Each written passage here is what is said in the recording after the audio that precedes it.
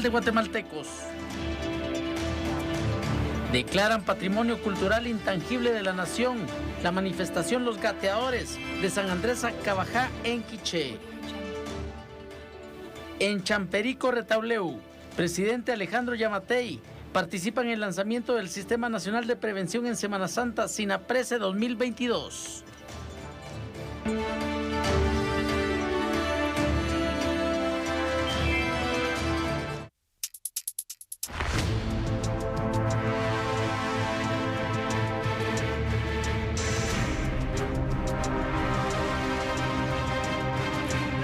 Bienvenidos a Noticiete, esta es su segunda emisión. Gracias por acompañarnos a lo largo de esta semana para conocer qué es lo más importante del acontecer nacional, internacional y deportivo.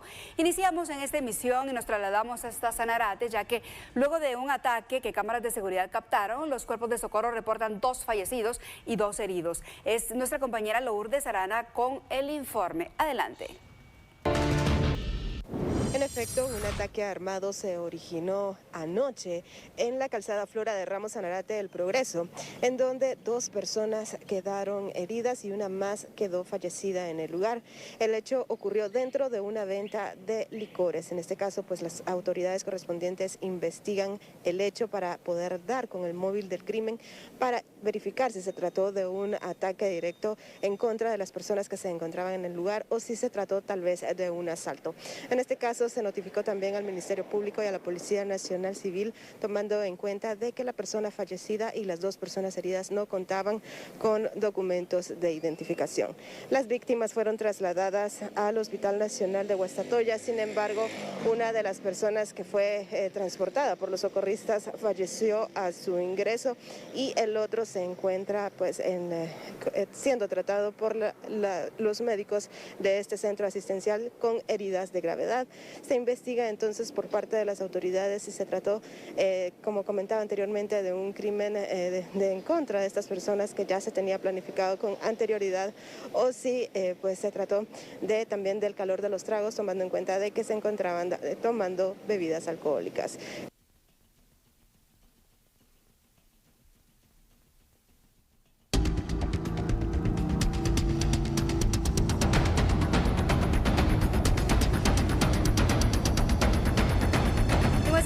Durante la madrugada se reportó un accidente en la calzada La Paz que deja un fallecido y un herido. Marvin García nos informa. Adelante.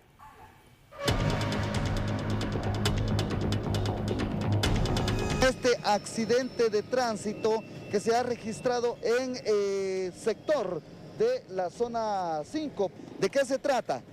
Hay una persona herida y una fallecida, plenamente ya identificada la víctima. De acuerdo a familiares quienes han llegado, se trata de un piloto de transporte pesado, quien retornaba a su vivienda. Él fue identificado como Juan Alberto Urizar Álvarez. Así fue identificado por familiares quienes llegaron al lugar del impacto. Esta persona venía de la ruta al Atlántico y que pretendía llegar a la colonia El Edén, zona 5 capitalina. Como la lluvia ha caído, derraparon, no le agarraron el freno y se vino a empotrar a este poste, a esta malla que se encontraba acá, colisionó y el impacto le quitó la vida a uno de ellos.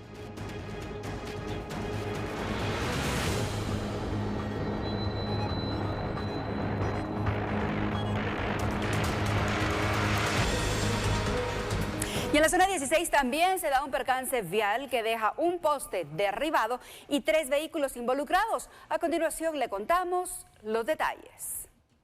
Esta mañana a tempranas horas se registró una cuádruple colisión en el Boulevard Austriaco, zona 16. La lluvia y el posible exceso de velocidad pudo ser lo que generara el incidente. Derivado del percance se reportó una fuerte carga vehicular en el sector, la cual afectó al menos la salida de 5 puntos principales. Los agentes municipales de tránsito se presentaron al lugar para poder regular la circulación de los automóviles.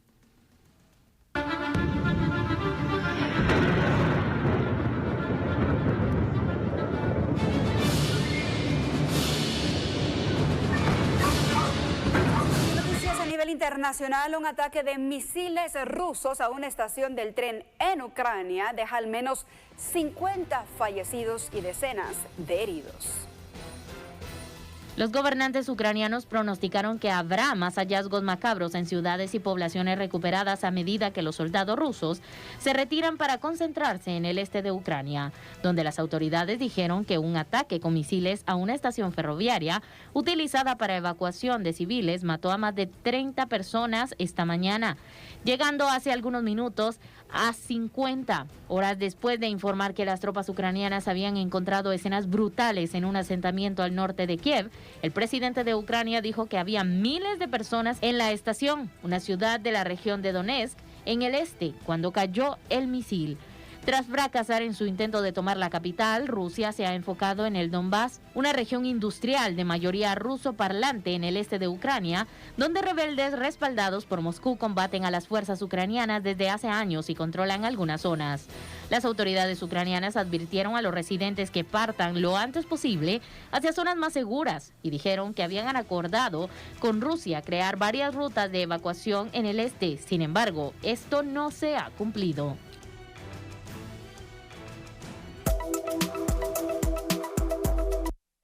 También desde el punto de vista alimentario, considerando que estas naciones son prácticamente las despensas de granos para Europa y para buena parte del planeta. Ucrania es la despensa europea de granos, aportando más del 40% del consumo de ese continente y extendiéndolo a otras regiones del planeta. La guerra con Rusia ha golpeado a sus enormes exportaciones de estos cereales a medio mundo, contribuyendo a que los precios de los alimentos globales alcanzaran en marzo su máximo histórico desde 1990. Según dio a conocer este viernes la Organización de las Naciones Unidas para la Alimentación y la Agricultura. En concreto, el índice de los precios de los alimentos de este organismo con sede en Roma se situó en marzo en los 159.3 puntos, un 12.6% superior que en febrero, lo que representa un salto gigante a un nuevo pico máximo en la serie histórica iniciada en 1990. La guerra en Ucrania ha empeorado las cosas para la alimentación mundial, según dijo el director general de la FAO, por lo que si no se toman las medidas inmediatas, en 1 o 2 meses la crisis se puede convertir en global y sin retroceso.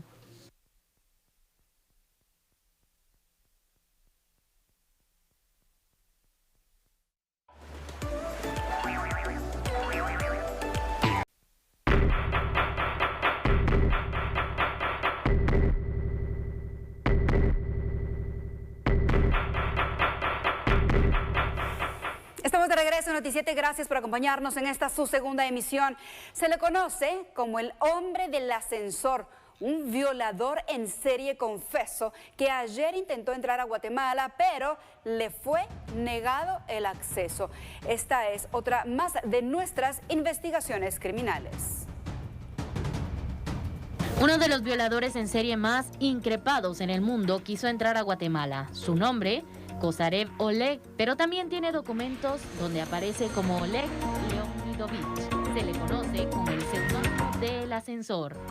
En su natal Rusia, Kosarev, teniendo apenas 7 años, fue sometido por un adulto que lo cuidaba a vejámenes tales como vestirse de mujer y modelar para otras personas.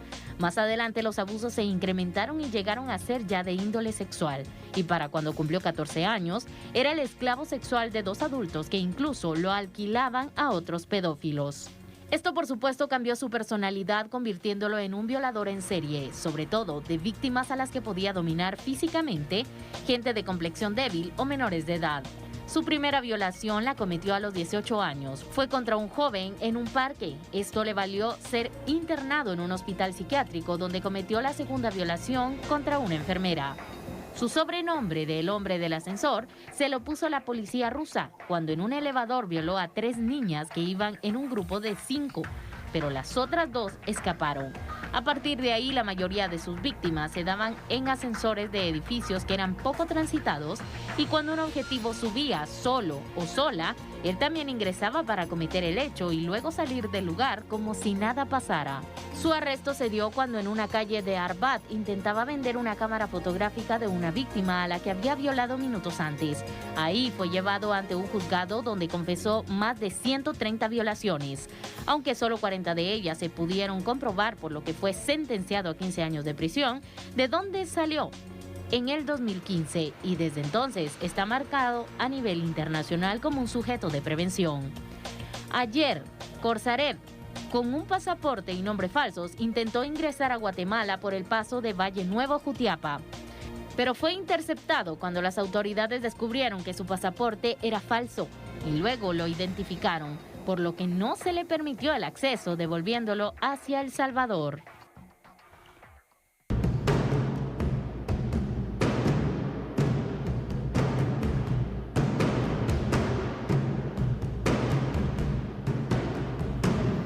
Capturan a un hombre en San Marcos acusado de ser coyote. Pero escuchen esto, porque según las autoridades, él contactaba a personas ofreciéndoles viajes hacia los Estados Unidos, pero luego los abandonaba en el camino. Las capturas continúan en nuestro país y es que recientemente se logró la detención de Rovelio Anastasio Díaz Díaz, de 32 años. Investigadores de la DEIC lo capturaron en la zona 1 de Malacatán, San Marcos. Lo identificaron con el dispositivo MI3, constataron que tiene orden de aprehensión en un juzgado de San Marcos por el delito de tráfico ilegal de guatemaltecos. Díaz fue trasladado al juzgado de turno para solventar su situación legal.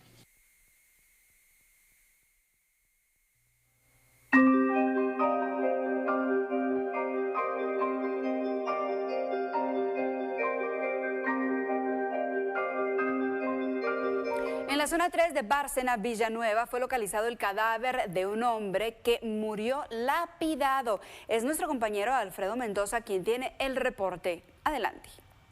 Respecto a la localización de una persona que se encuentra fallecida frente a un predio ubicado sobre la 6ª Avenida 11 Calle de Bárcenas, Villanueva, en la zona 3 precisamente de esta jurisdicción. Nos hemos trasladado para este punto, la denominada colonia Covinta, en donde personas que caminaban por el lugar en horas de la madrugada dan a conocer que un hombre se encontraba en las afueras de un predio donde se guardan vehículos de transporte pesado. Esta persona presentaba heridas producidas con objetos contundentes. Posteriormente dan aviso a los cuerpos de socorro quienes asisten esta emergencia. Sin embargo, ya nada pudieron hacer porque esta persona presentaba golpes de gravedad, aparentemente producidos con una piedra, es decir, estaba lapidado acá en este sitio. Y ya se han acercado personas también a este sitio, identificando al ahora fallecido como Daniel Ernesto Rafael Ramírez, de aproximadamente 45 años de edad.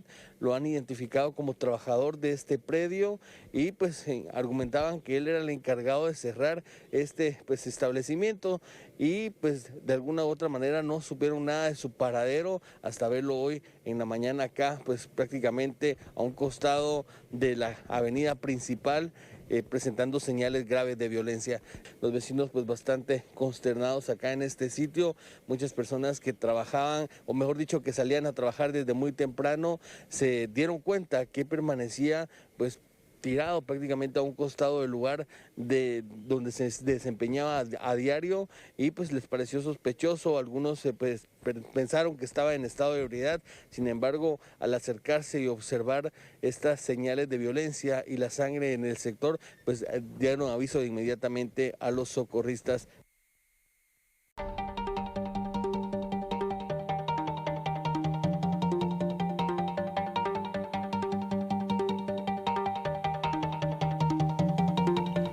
Estamos de regreso en Noticiete con más información. El Ministerio de Salud Pública dio a conocer una nueva adenda de vacunación en el país para iniciar con la aplicación de la 4ª dosis o segunda dosis de refuerzo.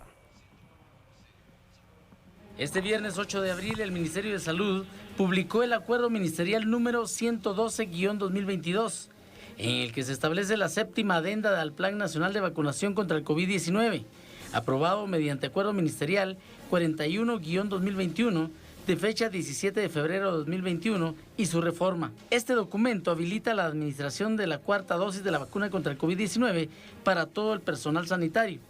personas de 50 años en adelante sin excepciones y población de 12 años en adelante con enfermedades crónicas o inmunosupresión. Grupos priorizados. Según el programa de inmunizaciones del Ministerio de Salud Pública y Asistencia Social, los grupos priorizados han sido seleccionados de acuerdo con evidencia científica internacional avalada por las instancias rectoras de la salud, quienes afirman que una cuarta dosis de esta vacuna resulta efectiva para mantener la protección contra enfermedad grave. Además, se ha demostrado que sus beneficios son principalmente en todos aquellos grupos que puede haber disminuido su inmunidad con el paso del tiempo por algún factor de riesgo o condición médica. Requisitos. Para recibir la cuarta dosis de la vacuna contra el COVID-19, las personas deben verificar que desde la última dosis hayan transcurrido como mínimo 4 meses y deben corresponder a alguno de los grupos priorizados anteriormente mencionados. Adicional a esto, deben llevar su documento personal de identificación, el DPI, en caso de ser mayores de 18 años o bien contar con su número de CUI e ir acompañado de un padre de familia o tutor legal con DPI al tratarse de población de 12 a 17 años con enfermedades crónicas o inmunosupresión. En los casos en los que la persona cuente con alguna dosis administrada en el extranjero, debe registrarse previamente según los lineamientos ya establecidos a través de la página web www.vacuna.gov.gt o bien presentarse con la constancia de vacunación original a cualquier puesto de inmunización habilitado por la cartera de salud.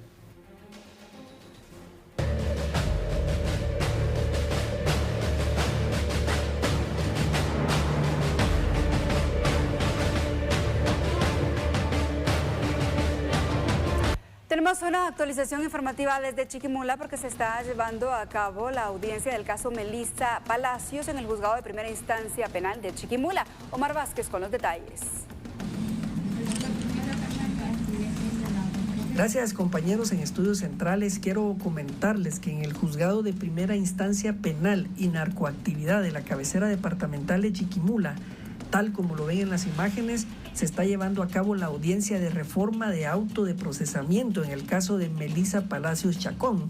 Recordemos que a principios de diciembre del año pasado, el juez de primera instancia penal de Zacapa, José Maximino Morales González, se excusó de seguir conociendo el caso, por lo que el expediente fue trasladado a Chiquimula. Ahora es el juez de delitos y narcoactividad de este departamento, Juan José Regalado Ríos, quien seguirá conociendo el caso, por el cual están implicados, según lo señaló el Ministerio Público, María Fernanda Bonilla Archila y José Luis Marroquín Ovalle como los principales sospechosos del asesinato de la joven universitaria.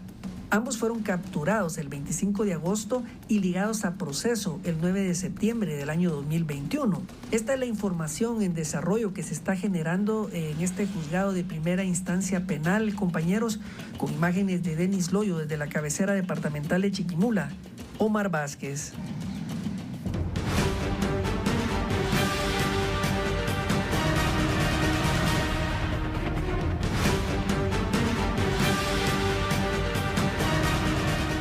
Información desde Torre de Tribunales. 4 hombres se enfrentan juicio por el crimen de la bióloga Gladys Rodríguez. Es Hugo Morales con la información.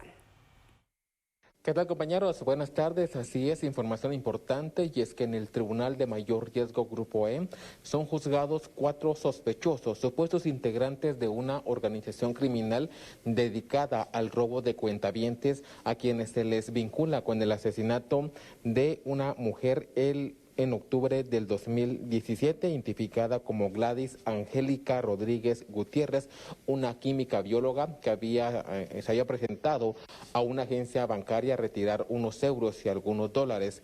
Como la estructura criminal, esta era el modo de operar, entonces tuvieron conocimiento que la química bióloga había retirado dinero en moneda internacional, la persiguieron y en su momento la abordaron para quitarle el dinero que había retirado. Ante su negativa, pues accionan arma de fuego y le ocasionan la muerte. De esa cuenta es que en este juicio son juzgados los siguientes acusados: Ricardo Francisco Pérez Pérez, Antonio Raúl Tocayumán, Joshua Josué Morales Santos y Raúl Darío de León González por el delito de asesinato.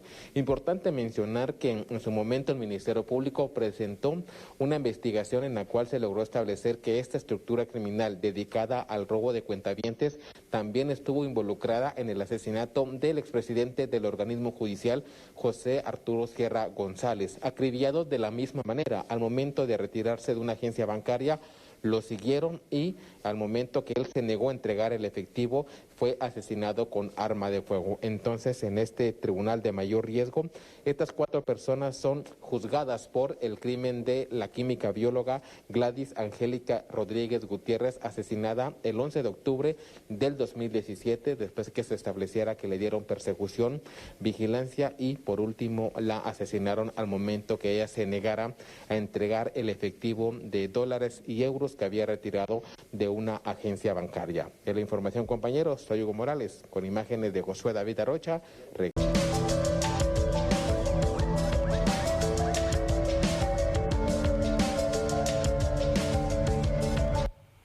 Estamos de regreso, gracias por acompañarnos. Hoy fue inaugurado oficialmente el SINAPRESE, que es el Sistema Nacional de Prevención en Semana Santa. Y a continuación le tratamos todos los detalles.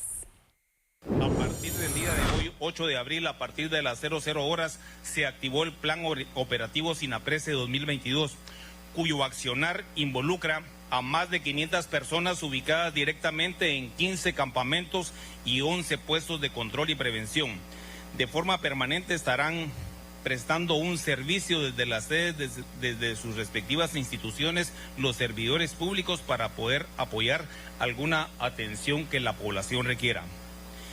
El SINAPRESE llevará a cabo operaciones tácticas y estratégicas de seguridad, asistencia prehospitalaria, información y asistencia vial, que en los próximos días acompañarán a las personas durante su trayecto hacia centros de recreación y otros destinos de descanso, solaz y esparcimiento.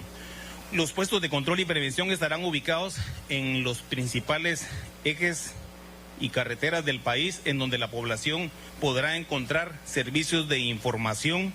En este caso, INGUAT también nos está apoyando con un delegado para poder dar información turística, la parte de la seguridad y atención vial. Todos los servicios que se estarán prestando son de manera gratuita y el funcionamiento de los campamentos y puestos de control será de 8 a 18 horas. Este año vamos a tener 26 puestos que se distribuyen entre 15 campamentos y 11 puestos. Son 26 lugares de servicio a lo largo y ancho del país. Segundo, venirles a decir a los guatemaltecos que hoy vamos a llegar a las playas sin restricciones, por primera vez desde la pandemia. Pero más que eso, vamos a encontrar las playas limpias. Vamos a encontrar las playas limpias en donde más de 2,000 personas han estado trabajando en las 31 playas del país para que la gente encuentre nuestras playas limpias. Aquí la invitación es a todo el pueblo de Guatemala que vaya a las playas, a que por favor dejemos las playas como las encontramos. Que esta Semana Santa les tenemos que recordar las medidas de bioseguridad. Tenemos que prevenir el COVID utilizando la mascarilla, lavándonos las manos frecuentemente y manteniendo el distanciamiento social, especialmente tratando de buscar donde menos aglomeración de personas haya. Pero además de eso, todavía es tiempo para que la gente que no se ha vacunado se vacune, porque tenemos un grupo muy importante de guatemaltecos que no se ha vacunado y necesitamos que se vacunen para que algún día podamos regresar a la normalidad. SINAPRESE principió hoy a las 0 horas y termina el 18 allá por las 10 de la mañana. Aparte de esos 26 puestos de control o 26 puestos de asistencia, tendremos cerca de 90,000 personas entre las instituciones de socorro y las instituciones de seguridad del Estado atendiendo a la gente en todo el país. Son 90,000 personas que van a ver su Semana Santa trabajando y sirviendo a todos los guatemaltecos.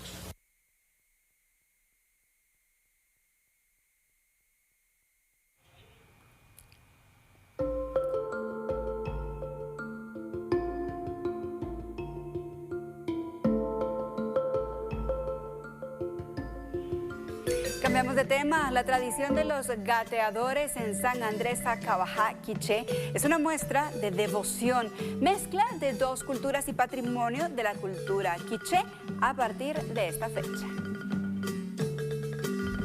En San Andrés Sacabajá, Quiché, se tiene una tradición que todos piensan es del Viernes Santo, pero en realidad inicia 40 días antes, cuando los que harán la penitencia se sumen a un ayuno a pan, agua y oración. La mayoría de los penitentes son hombres, pero también lo pueden hacer las mujeres. Son todas aquellas personas que quieran pedir perdón por un pecado, solicitar un favor o simplemente por agradecimiento por un milagro. El fin de semana, antes de Semana Santa, piden permiso para ausentarse a laborar, prometen abstinencia sexual y dejan, si los tienen, todos los vicios a un lado. El Viernes Santo, desde muy temprano, la población se vuelca a los alrededores de la Iglesia Católica, a donde acuden con el amanecer a realizar el ritual donde se santiguan. Se golpean el pecho varias veces y entran a confesarse, pedir perdón por los pecados y hacer su encomienda, que es el motivo de su sacrificio. A la salida ya están puestos varios tapetes o petates que los pobladores van poniendo delante de los penitentes. Quienes hacen la penitencia van descalzos, a veces con un peso, como un trozo de madera, o solo arrastrando su cuerpo, de rodillas, empiezan a gatear por varias cuadras rumbo al Calvario. Este recorrido es de unos 400 metros, les lleva casi una hora bajo altas temperaturas y sobre calles con piedrín que les rasgan la piel y se incrustan provocando expresiones de dolor. A su lado, familiares les van poniendo petates, secando las lágrimas, el sudor y limpiando la sangre, pero sin poder ayudarles. Son los penitentes de Sacabajá, Quiché, los ladinos les dicen los gateadores. Ellos se llaman simplemente los del Vía Crucis, y es una tradición del pueblo maya quiché, a unos kilómetros de Santa Cruz, que hoy el Ministerio de Cultura y Deportes declara Patrimonio Cultural de la Tradición Quiché Guatemalteca.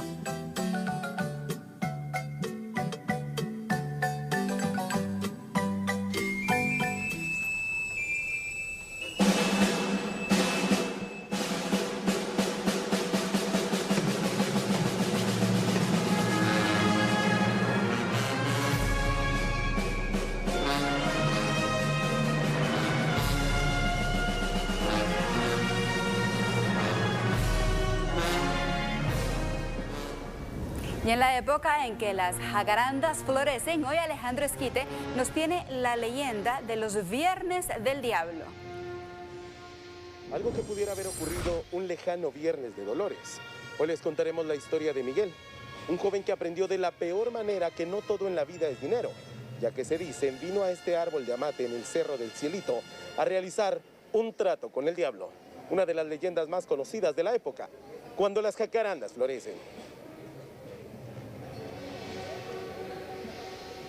Era un hombre muy ambicioso, que él quería tener poder, quería tener riqueza, y pues era bastante pobre, él no tenía cómo, ¿verdad? No había trabajo para él.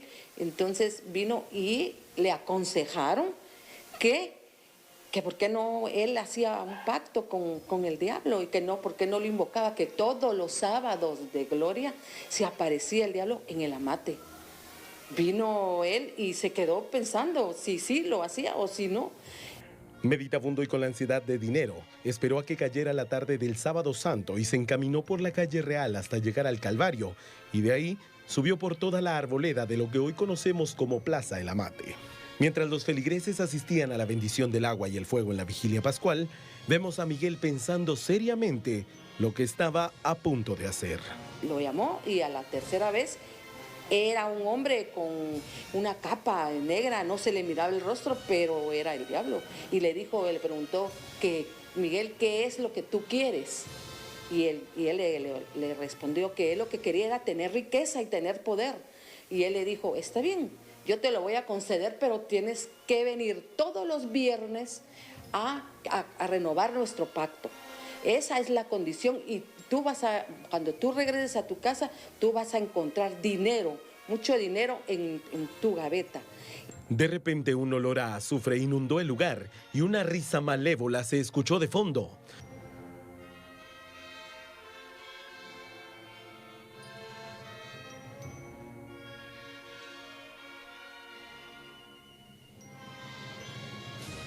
Despavorido, bajó del cerro y se encaminó a su casa. Cuando pasó por Candelaria, pensó en lo que había hecho, pero la avaricia y su ansiedad de poder lo llevaron a acelerar el paso, llegando a su casa.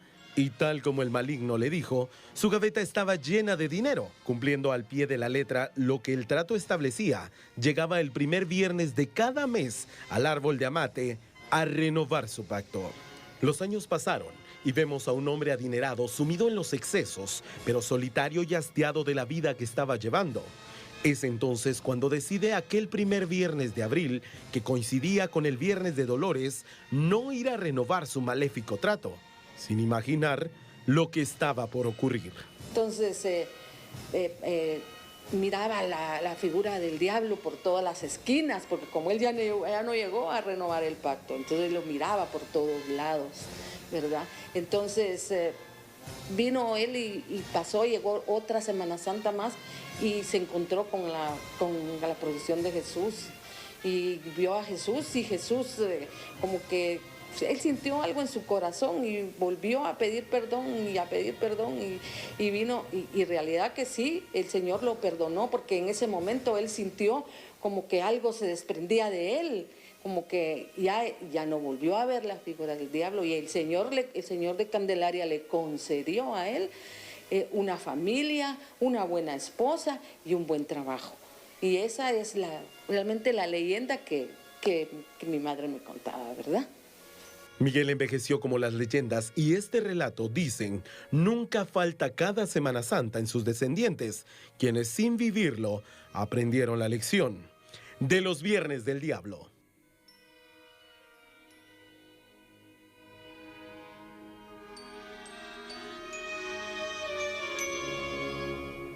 Con la edición de Carlos Lineker, Alejandro Esquite.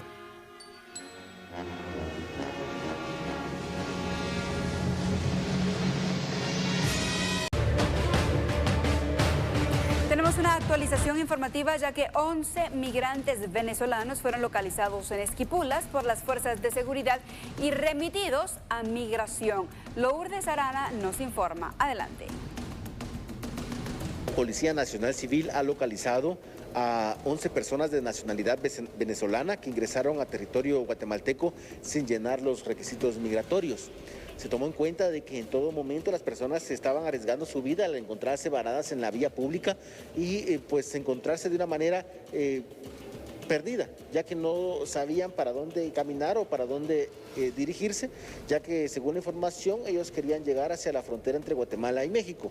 En este caso fue importante auxiliarlos, darles algo de comer, darles algo de tomar, porque en muchas ocasiones estas personas están totalmente deshidratadas, han sido abandonadas por los presuntos tratantes o por las personas que aparentemente los llevan con esa finalidad hacia la frontera con el norte, y en este caso la Policía Nacional Civil les ha rescatado inmediatamente y los ha puesto nuevamente a la frontera por donde ingresaron, que es específicamente Esquipulas, en Aguacaliente con Honduras. Estamos hablando de la frontera de Guatemala con Honduras, por donde ellos ingresaron, y es importante tomar en cuenta que las personas no tomen este tipo de riesgos, que en todo momento pues puede incluso ocasionar pérdidas humanas al momento de deshidratarse, quedarse perdidos en un lugar que no conocen o caminar largas distancias sin nada de comida o algo de tomar.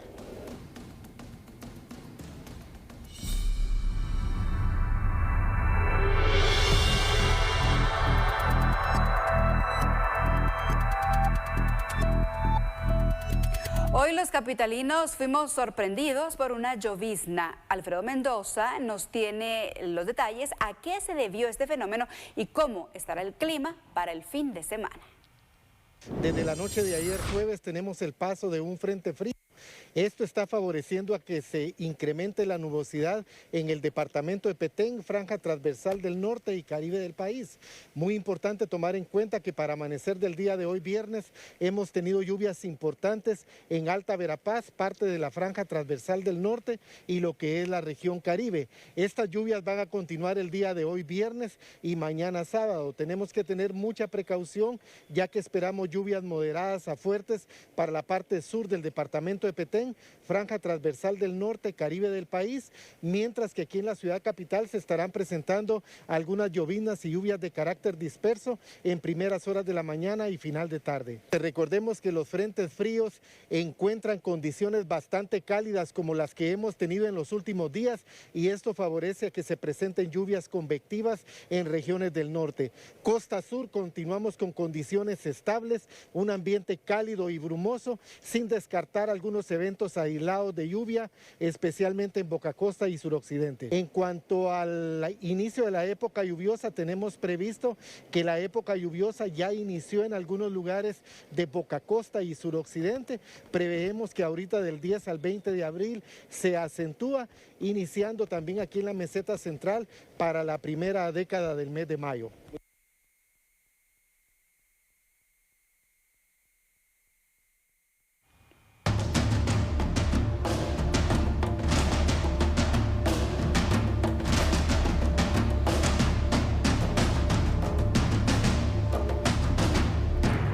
Acontecer nacional, luego de 2 semanas de revisión y reuniones con diversos sectores, el Fondo Monetario Internacional concluye que Guatemala tiene una economía sólida y estable y, contrario a otras, se sobrepuso frente a la pandemia gracias a las medidas fiscales de gobierno, entre otras que fueron adoptadas. Daniel Collín con los detalles.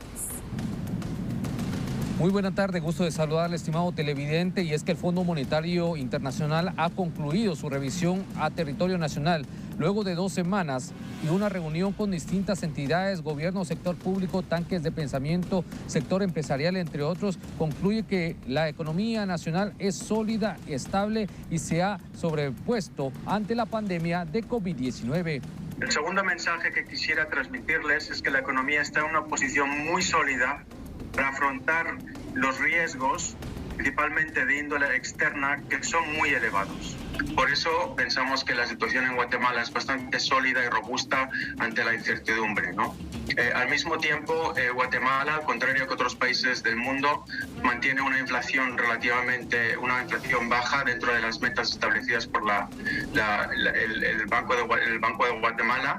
Por lo tanto, tiene todavía espacio para mantener la política acomodaticia y no tener que poner los frenos a la economía de una forma igual más tan rápida como en otros países.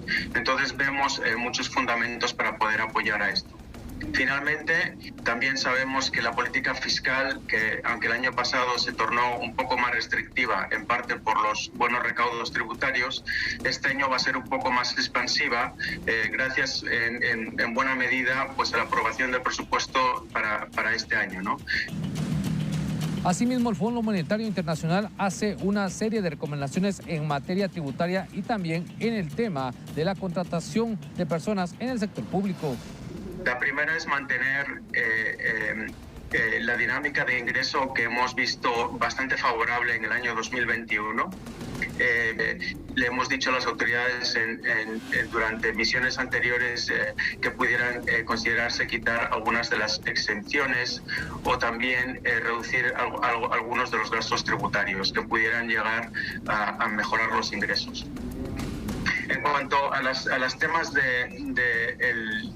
por la partida del gasto, pues hay varias, ¿no? Que hemos mencionado también en misiones anteriores. Una de ellas pues serían quizá la reforma al sector público para hacer que los salarios y las retribuciones al sector público vayan un poco más a la mano. Es de resaltar que para este año el Fondo Monetario Internacional proyecta un crecimiento del 4%. Asimismo, aplaude los programas de gobierno.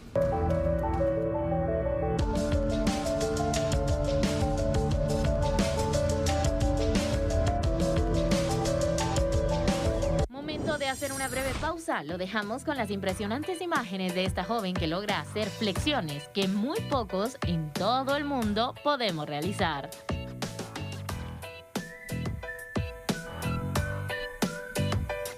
Asombroso, ¿no? Hoy cumple 124 años la huelga de Dolores, que conlleva diversas actividades como Reyes Feos, veladas, actos conmemorativos y por supuesto el famoso desfile bufo. Luisa Velázquez y Vilar Martínez nos tienen la historia de la huelga de todos los Dolores. Adelante. La huelga de Dolores tuvo sus inicios en los años de 1898 y es una tradicional manifestación que realizan los estudiantes de la Universidad de San Carlos de Guatemala, y esta se realiza durante los días de Cuaresma, tomando auge el Viernes de Dolores. Hablar de la huelga, para hablar de eso tenemos que dividirla en 4 tiempos. El inicio de la huelga, que tuvo su origen los años 20, que fueron los más fructíferos, porque de esa generación nace la chabela, que es el esqueleto, la chalana, que es el canto de guerra, que por cierto ayer cumplió 100 años, las primeras carrozas. Luego la tercera generación debería de ser la época de la represión, que todos los estudiantes recordamos. La chalana es una canción icónica utilizada por los estudiantes universitarios durante estas actividades, la cual se ha convertido en un himno estudiantil. Entonces, es el canto de guerra del estudiante, se canta en momentos de alegría, de diversión. Cuando uno se gradúa le ponen la chalana por tradición y a uno le recuerda siempre que nuestra universidad tiene un himno, un canto. Fue hecho hace 100 años por intelectuales de la generación de los 20 y es tan vigente como el día que se escribió. Varios son los estudiantes universitarios que participan en las diversas actividades de la huelga de Dolores. En cámara, Vilar Martínez, reportó para el noticiero de los guatemaltecos, Luisa Velázquez. Y nos vamos de inmediato hasta el centro histórico que se lleva a cabo el desfile bufo. Marvin García está allí para darle cobertura. Adelante. Buenas tardes, compañeros, buenas tardes, amigos televidentes. Información que tenemos, y es que nos ubicamos en la 6ª Avenida y 10ª Calle, ya que en este momento el desfile bufo, la huelga de Dolores de la Universidad de San Carlos de Guatemala, después de 2 años, esto por la pandemia que se haya suspendido, vuelve nuevamente a las calles. Como ustedes recordarán, un desfile huelguero que se conmemora en este día, Viernes de Dolores, y data desde el 1 de abril de 1898, durante el gobierno de Manuel Estrada Cabrera. ¿Cuál era el objetivo de los estudiantes de diferentes facultades de la Universidad de San Carlos de Guatemala? Era poder presentar sus consignas. La sátira, a través de la sátira, la crítica, la jocosidad. Hoy ellos se presentan nuevamente para poder demandar las necesidades y los problemas sociales que existen a nivel nacional. De esta forma, están por llegar a la Plaza de la Constitución, como usted lo observa, en medio de la sátira y la jocosidad. Estudiantes de las diferentes facultades de la Universidad de San Carlos de Guatemala regresan a las calles después de 2 años para poder presentar sus demandas, su clamor por tanto problema social que existe. Es la consigna que se mantiene por ellos, y cabe mencionar que no todas las facultades participaron, y las comparsas que acostumbramos observar año con año, un Viernes de Dolores. Gracias, Marvin, por esta información, y de esta manera nos despedimos. Que tengan un buen fin de semana. Con permiso.